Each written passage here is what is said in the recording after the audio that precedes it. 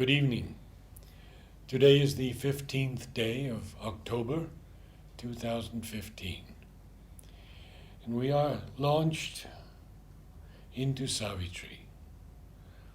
I've changed the title of our talks to Explorations in Savitri. For to explore, we must go deeper, farther, and higher. All through the rest of the book and every canto, Dr. Alok Pandey will be with us, and it is a great blessing to have him, his knowledge, his insights. Welcome, Alok. Namaste. Namaste. This is the fifth canto of the first book, the Yoga of the King, the Yoga of the Spirit's freedom and greatness. And it begins with one line. This knowledge first he had of time-born men. You know, when I read this line, I am so moved because I read the letters on Savitri and Sri Aurobindo on himself, and always there's that divine humility. But through the persona of Ashwapati, he can say it, and he says it right here. This knowledge first he had of time-born men. And then this passage, maybe you could talk a bit about. I think another beauty of some of these one-liners is that they, as if in a single line, summarize a whole world of suggestions. Like, for instance, there is another line, again in the Yoga of the King, Book 1, Canto 3, the first line. A world's desire compelled her mortal birth. Yes. And I am so fascinated with this line because I feel this in one line, it summarizes the advent of the Divine Mother. It's a whole world aspires for her, for that beauty, for love, for that splendor to be born, for that perfection to come. It may or may not know her as Divine Mother. And yet it invokes, it cries, it longs for her. Through the many hued activities of life, it's actually seeking her. And it's knowingly, the only line. It's the only line. Because knowingly, after that he unknowingly. says something totally different. Yes, and the whole yoga of Ashwapati starts from there. Yes. So essentially, Ashwapati embodies in himself the entire anguish and aspiration of, if we may now come back to this line, of time-born men. Yes. All that humanity has aspired, not necessarily always very consciously, but deep inside, this longing, this aspiration, this hope, this anguish, they're all summarized in this one line, and Ashwapati is the protagonist who embodies this anguish and the aspiration. And the mother is, of course, the answer to this aspiration. So it's a very powerful line, as you rightly say, and it moves me also very deeply. This knowledge first he had of time-born men. In one sense, it immediately clarifies, actually it is referring to the previous canto, the secret knowledge. The secret knowledge is known in traditions. For instance, the Vedas speak about it. And yet there is something which has been obviously missed, which we see Sri Aurobindo is putting his finger to. Yes. There is the secret knowledge. It's secret because it doesn't come through the senses. It comes by transcending the mind. That's why it is secret. And there we see that step by step, for instance, it is part of secret knowledge to discover the divine within us or within creation. This has been discovered. You know, there are yogis who have discovered the divine within, and they speak about it, they speak about that glory and splendor. But the beauty of the secret knowledge that Ashwapati discovers and Sri Aurobindo declares is that divine is not only in creation within us, but the divine has become this creation and has become us. Yes. And I think that's the whole hinge upon which the possibility of a divine life moves. If the divine did not become this creation, the creation could not become divine. If the divine is simply seated within, us as an impartial witness to our joy and bale, as Yes. and then all that we can do is to withdraw. But the divine has become, we see that we just refer a little back, in Secret Knowledge itself, on page 66. And we see this hint coming through page 66. Yeah. The master of existence lurks in us and plays at hide and seek with his own force. In nature's instrument loiters secret God. So even in the instruments of nature, the divine presence animates. It's like something dynamic flowing through the passages in our brain, in our body, in our cells, everywhere. So, it's a very marvelous passage. And Sri Aurobindo uses the word loiters, Ye loiters. which is, I would like to read something from Sri Aurobindo in his letters. Yes. I have not anywhere in Savitri written anything for the sake of mere picturesqueness, Yes, yes. or merely to produce a rhetorical effect. Yes. What I am trying to do everywhere in the poem is to express exactly something seen, something felt or experienced. Yes. Absolutely. So loiters is the only word there. Yes. And this is from the electron to the drift of the galaxies. It's he who is found in the silent spaces, with which this creation is abuzz. And that's where he begins to discover this new possibility. And then he goes on further. The immanent lives in man as in his house. So it is his house. It's not just something freak, or it's not an accident of nature. Not that the form has, the divine presence has somehow gone and got into a form. It is his house. It's nobody else's. He has made the universe his pastimes field, a vast gymnasium of his works of might. And then comes this wonderful 4 lines. All knowing, he accepts our darkened state. Look at the power of these lines. He accepts. And I think even half a phrase is worth meditating, and it's so liberating just to know that we know that he is all knowing. But we wonder, does he accept us as we are? Of course, the mother says that. Yes. Otherwise, there'll be no hope. And here is Sri Aurobindo putting his seal of affirmation on this. All knowing, he accepts our darkened state. And perhaps I would say, because he is all knowing, he accepts our darkened state. Because he knows us exactly as we are. And he knows the goal, he knows the way, he knows the origin. And that beautiful next line. Yes. Divine. Divine wears shapes of animal or man. So it is he who has become all this manifold creation.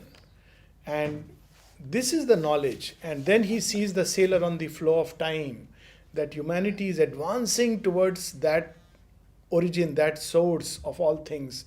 It's moving towards a perfection yet unseen and unknown, felt intuitively deeply within the human heart, but there are vague hints, but no one really knows where this creation is going, where this world is moving. And this knowledge first he had of time born. Yes. There are people who have experienced the divine, but the sense of creation, its deep purpose, it's not just a whim of some creator. It's not a freak, not an accident, but it has a meaning in it, and it's moving towards a high divine consummation. And so this line is remarkable. This knowledge first he had of time-born men. It's not just the knowledge of the divine, but the knowledge of the divine in the becoming. And the mother, in one place in the agenda, says something very interesting.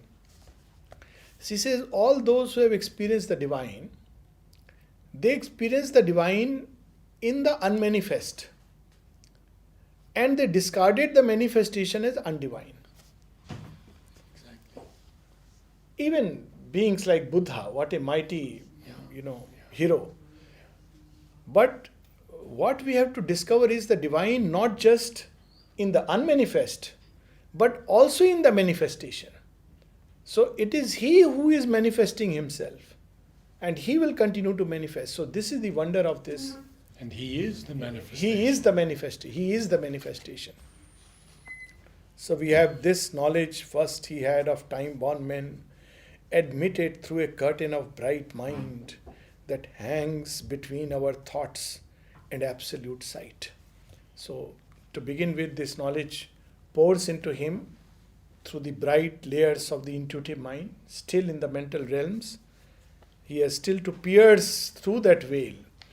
But he uses the word curtain. Yes, curtain. And a curtain is translucent. Yes, It translucent. It allows light to pass through. The light. It reminds me, this when he speaks about this bright curtain that hangs between the human sight and the absolute vision. Right. It reminds me of something which the mother spoke about, thoughts and aphorisms. Now, of all the works of Sri Aurobindo, we leave aside Savitri, of course, for a moment. The one work which powerfully, as if catapults us, launches us, is like a wonderful launching pad towards something of the supramental glory, is thoughts and aphorisms. Because they as if bring two contrasts and suddenly synthesize them in a way that our mind could never conceive. And the mother speaks of it in her commentaries on thoughts and aphorisms. She says that I have an impression that Sri Aurobindo wrote these aphorisms when he was piercing and passing through from the intuitive mind to the supermind. So, this passage reminds me of that Yes. he is glimpsing a glory and he wants to pierce through. He is beginning to pierce through, and yet he is, say, partly here and partly is able to see there. So it's the curtain. But then he found the occult cave, the mystic door, near to the well of vision in the soul, and entered where the wings of glory brood, in the silent space where all is forever known. So he enters into that space where there is an endless extension of time. Yes. And therefore, this division that we create or the mind creates into past, present and future is one single flow. It's like when we look at the river from very close on one particular bank, then we see a portion of the river and we say, well, it's turbulent or it's quiet, the water is cold or it's warm, etc., etc. But if we go to a vantage point, then we see the whole river in a single flow. We see the river from the origin and we see the river right up to the sea towards which it is flowing and into which it merges. Now that is a perspective of the whole time becomes a single body.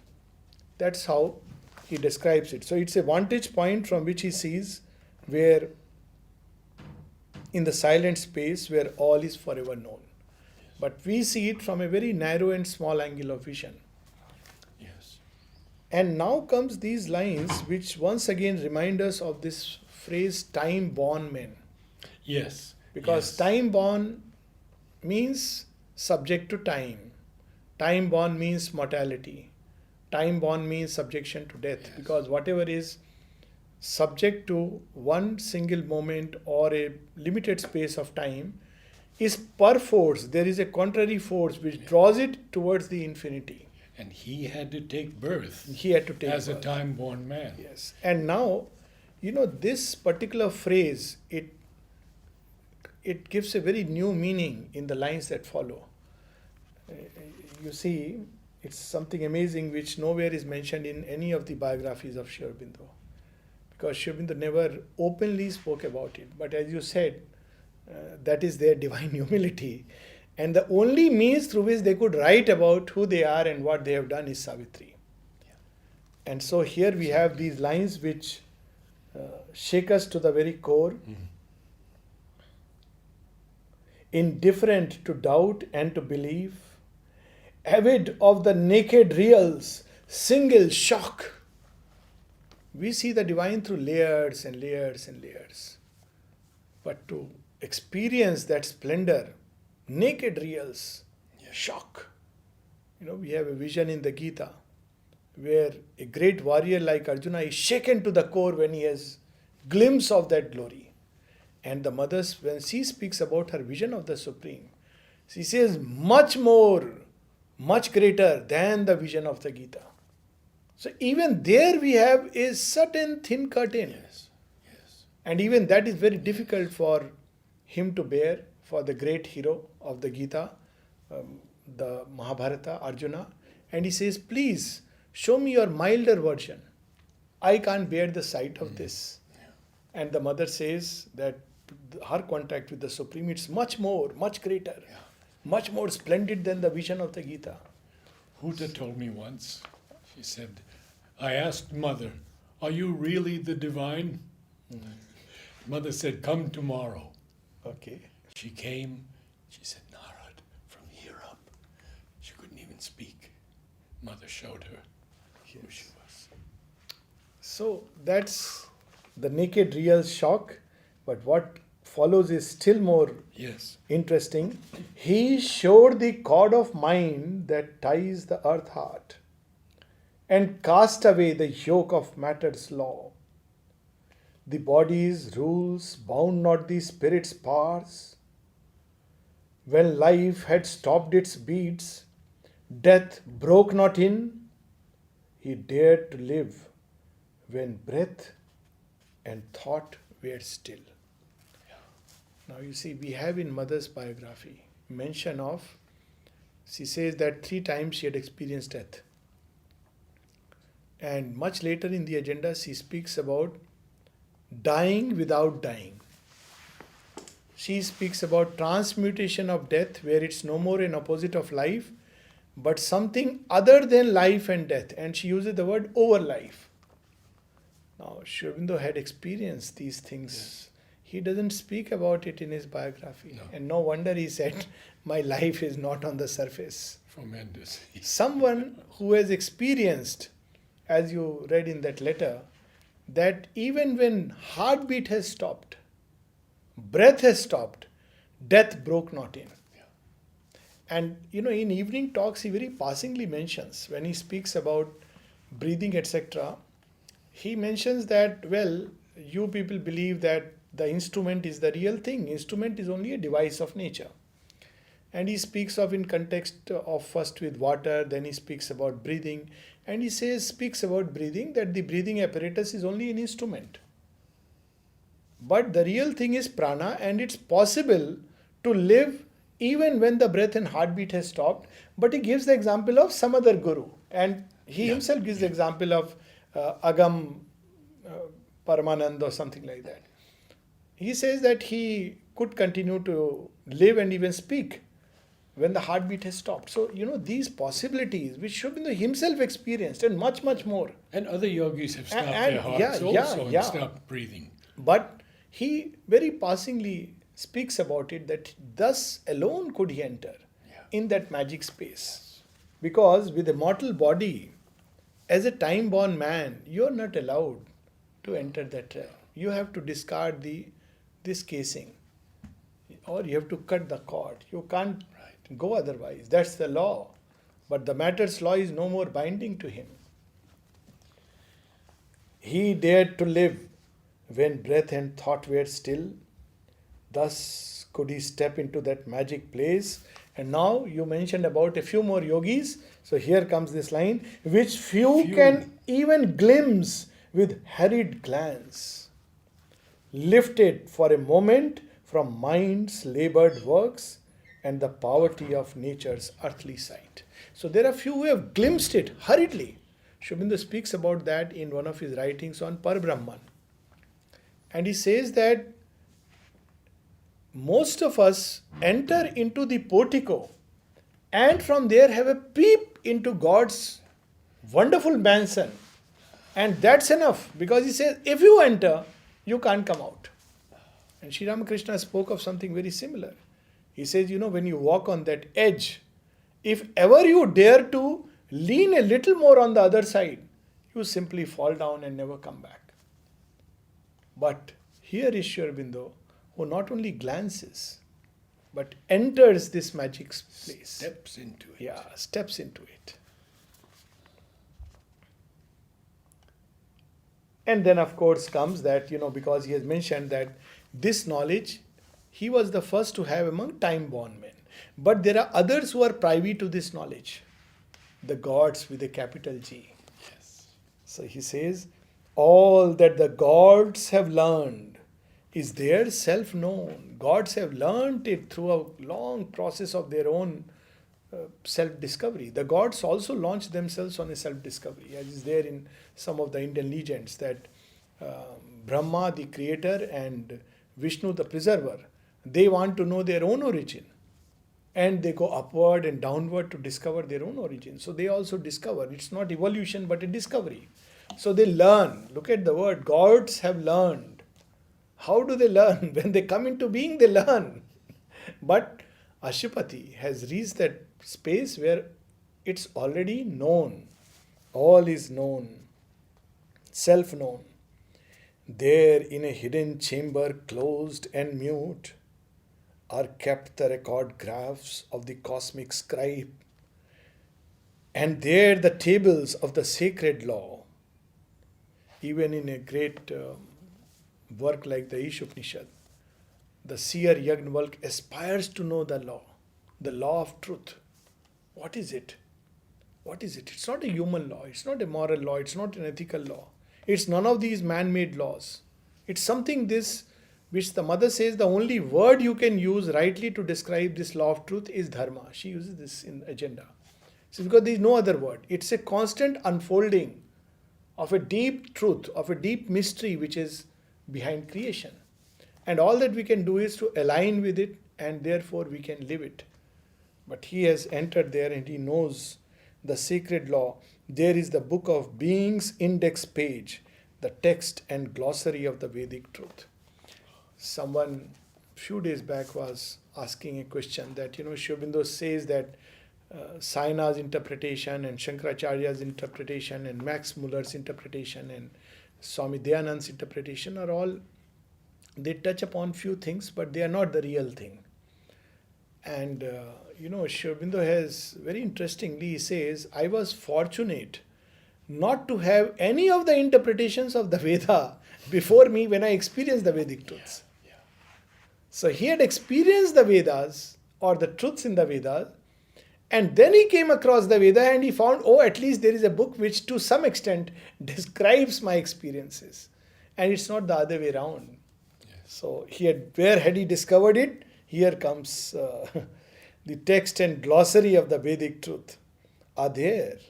The rhythms and meters of the stars, significant of the movements of our fate. Interesting line. Yes. The stars are Yes. significant of the movements of our Hieroglyphs. Actually, it's the same force which is all pervasive, which is moving the stars, moving the atoms, moving us, moving creation. So any which way we can get a hint. But that contains the truth of it. They are hints, they are hieroglyphs. Like Mother was asked that about volcanic eruptions or, earthquakes, etc. Are they because of man's ignorance, errors and sin? She said, no, it's not because of that. But they are both movements of the same, they are both movements which are hiding the same deep truth. So what is the deep truth? The deep truth is that both of them resist the free flow or free expression of that reality, that power. And therefore, there are cataclysms outside and there are cataclysms in human life. And she says that in reference to the supermind, that, now that the supermind has descended, some people ask that, we see a lot of natural calamities coming up. Then she said, no, it's not because human beings are resisting, therefore there are calamities. But both are signs of the same.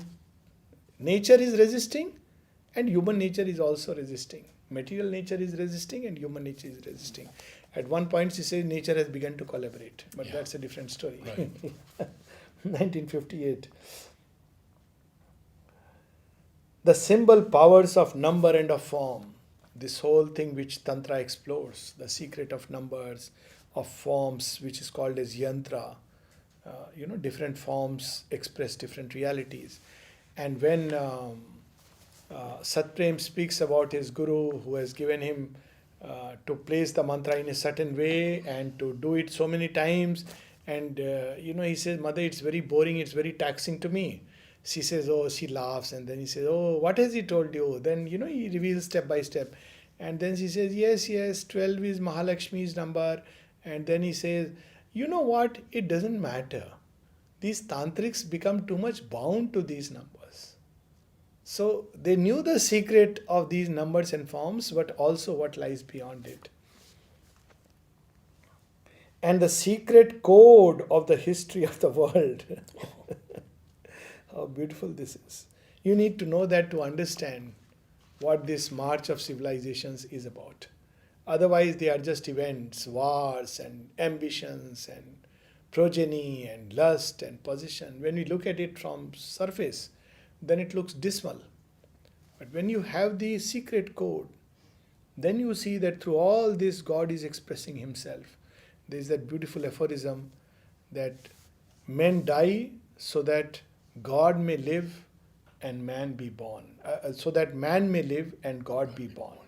So that is, you discover that, oh, through all this, there is something which is happening. That secret code he has discovered. And then he goes into it on the next page in great detail. Yes, he goes on in great detail. And then these lines are wonderful. On the next page, very interesting lines. He speaks about the agreement.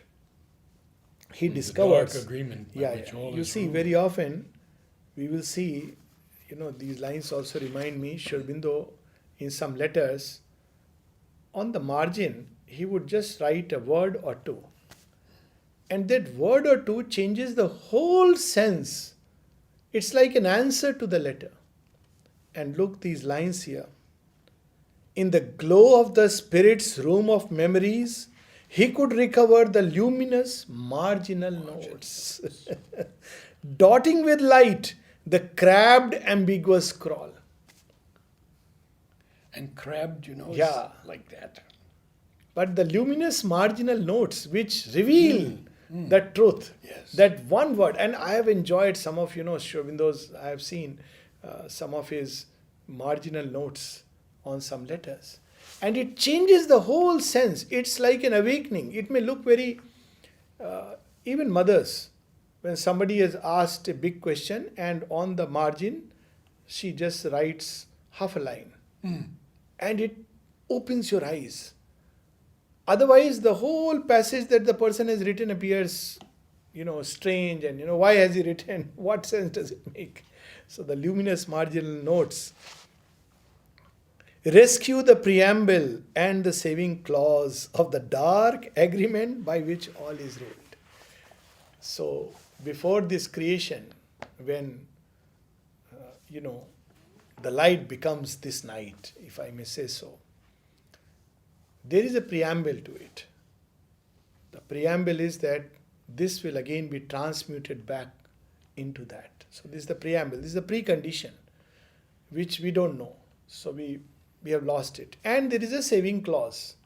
The saving clause is that however thick the night, that light will be there to rescue, to save, and to carry us back. So this we don't read. We see only the darkness. And we don't see the saving clause. And we don't see the preamble. And therefore we suffer. But he has rescued. Of the dark agreement by which all is ruled, that rises from material nature's sleep, to clothe the everlasting in new shapes. He could reread now and interpret new its strange symbol letters, scattered abstruse signs. This whole creation is nothing but symbol letters of the divine. Yeah. And now he could see the sense. Then there is also this wonderful, this word. Its riddling phrases and its blindfold terms, the deep oxymoron of its truths, replicas. Yeah, an oxymoron is two terms that contrast each other. Seriously joking. Seriously joking, Shakespeare says sweet sorrow, Some humorous people in the ashram say happy marriage. Living death. So many oxymorons. Yes, yes. And repliques is a French word. Just means replies. But see, he uses repliques because it had to be Yeah. there. I mean, you can't replace certain words in certain languages No. with another word, because they are expressions of a certain state of consciousness which a certain section of humanity has experienced. Like many Sanskrit words, he says, like Ananda.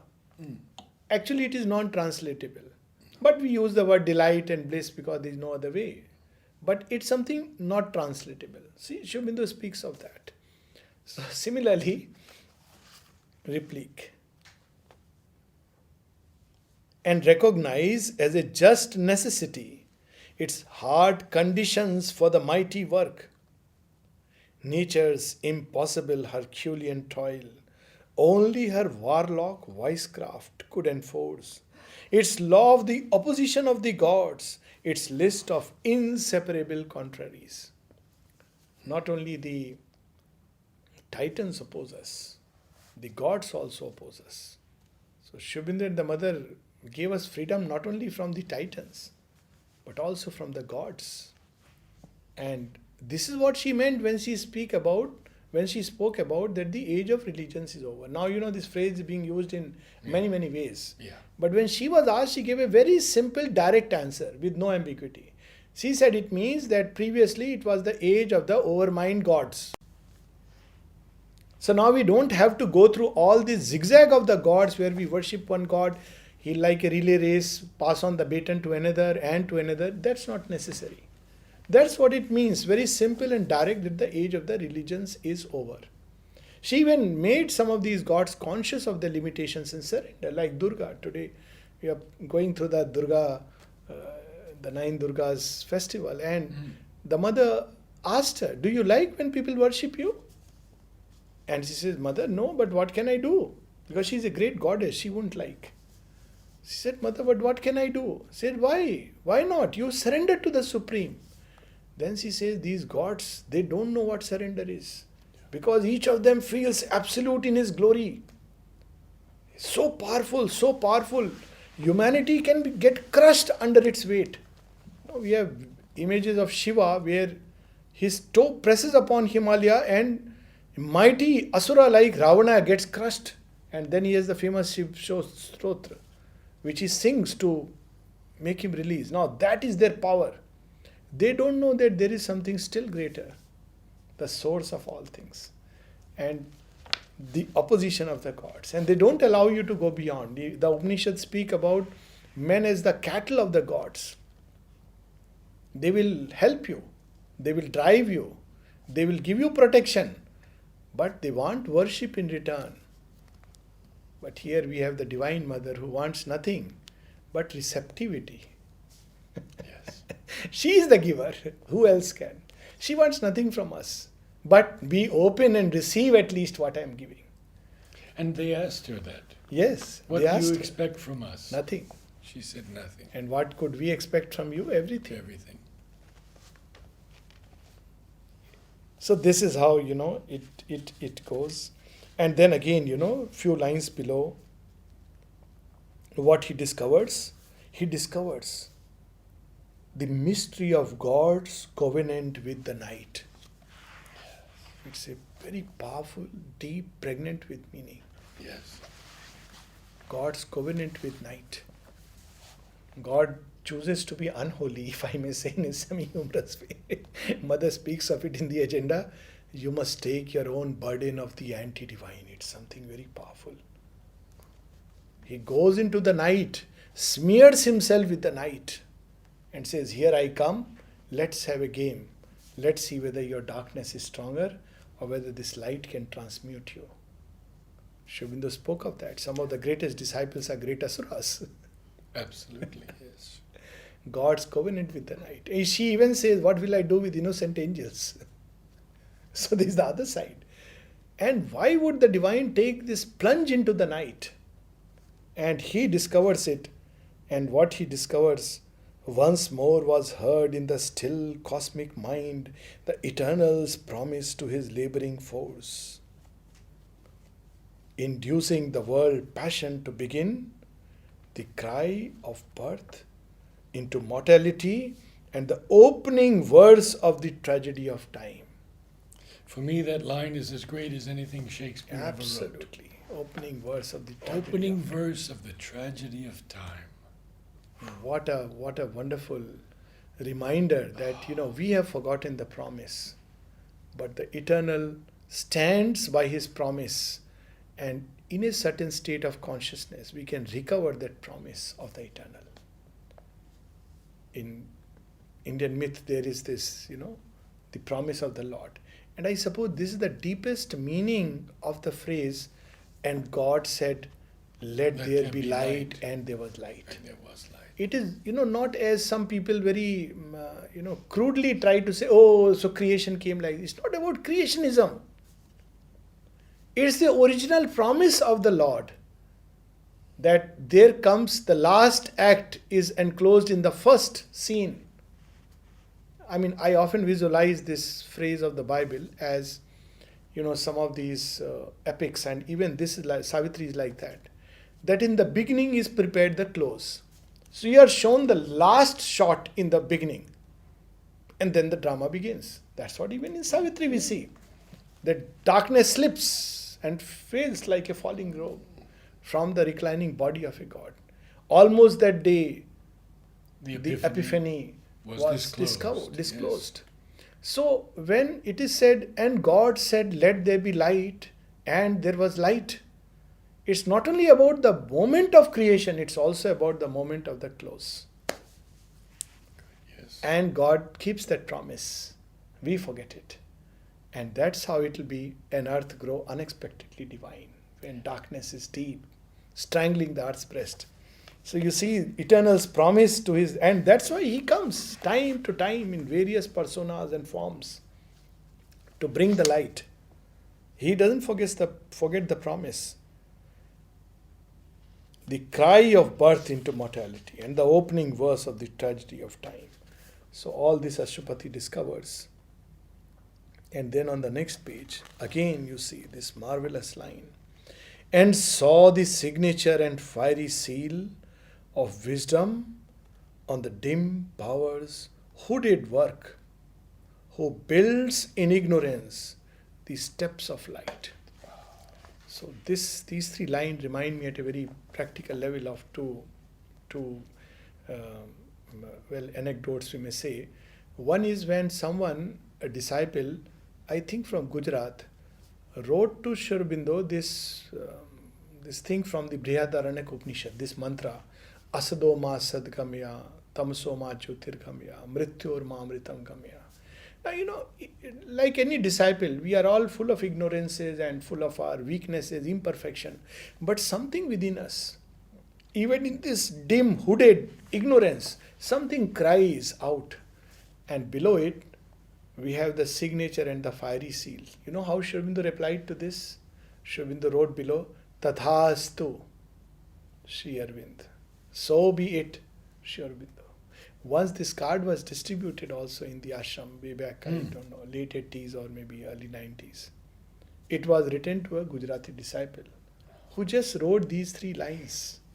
And he says, pray. After that there is a prayer. Now Sri Aurobindo responds to the prayer in a very simple way.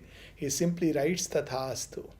So be it, Sri Aurobindo. So, when I read these lines, and saw the signature and the fiery seal.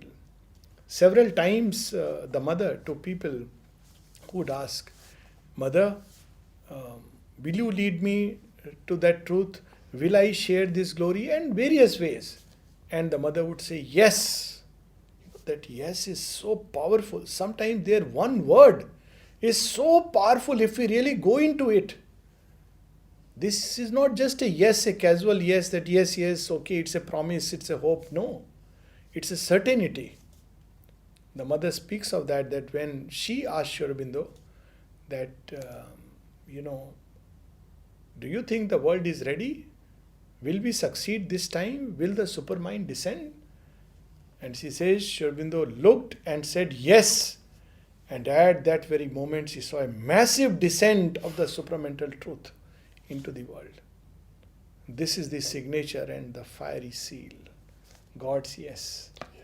Tathastu. And that's how he reaches that point where he discovers these last 5 lines on this passage. A purpose mingled with the whims of time. So reassuring.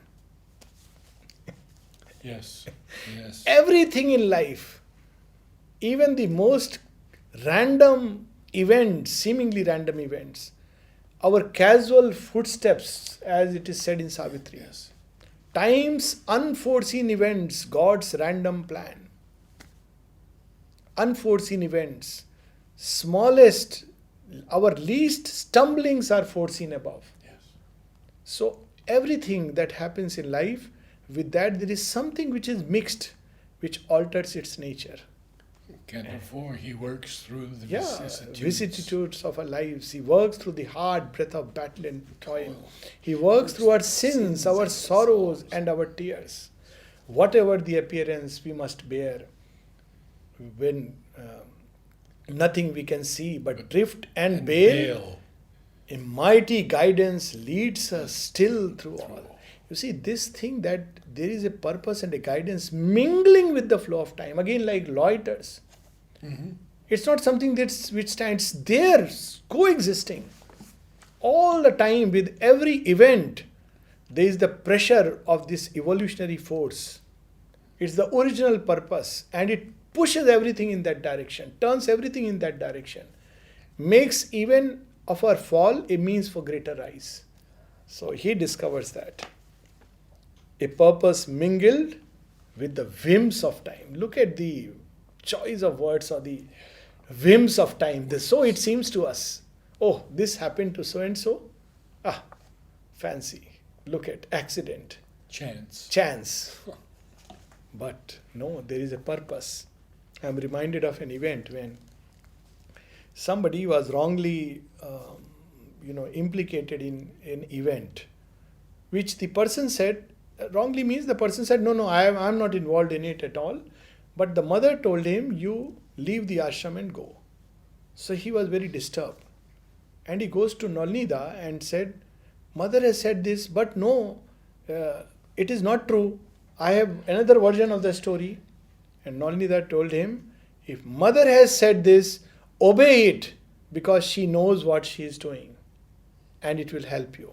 So he left with this trust after 15 years. This was a very devoted worker. Very devoted mother. worker. Very devoted worker. And she said she did what was best for him, yes, for his soul. And when he comes back after 15 years, he says, my God, that was the turning point of my life. Yeah. It was a big grace. So, the ways of the infinite Shakti are beyond human comprehension. Yes. I know of somebody else's story also, but, that person is still alive, so I will not speak about. Same thing, mother asked this person to go. And the person says that it was the defining, changing moment of my life which gave me such a tremendous push towards her. So you see, divine wisdom doesn't work according to human calculations. One quick anecdote, Aurobindo Basu told me. He said he wrote to Sri Aurobindo wanting to come and live in the ashram. Sri Aurobindo said, I have spoken with the mother and we feel that you should see a little more of life. 16 years they kept him out. So many ways, Amal Kiran came and went away, back and forth. So, but in all this, there is something which goes on. There is a purpose. Yeah. It looks like a whimsical God has created this world. No logic. But there is a deep logic, the logic of the infinite, which far surpasses and transcends our finite logic. So here, look, a purpose mingled with the whims of time. A meaning met the stumbling pace of chance. Yeah. And fate revealed a chain of seeing will. This is incredible. When we look at on the surface, it's chance or karma or whatever else. But when we look from the depths, it's a seeing will, not a blind will. A blind God is not destiny's architect. There is a meaning in each curve and line. So there is a seeing will which guides the flow and the flux of time through which we move. So how beautiful this is. Last two lines. Yes. A conscious wideness filled the old dumb space. In the void he saw throned the omniscience supreme. This is omniscience. Omniscience is not just, knowing what is going to happen next. Omniscience is also determining what is going to happen next. It's one with omnipotence. And he sees it in the void. In the void. In the void, he saw throned the omniscience supreme.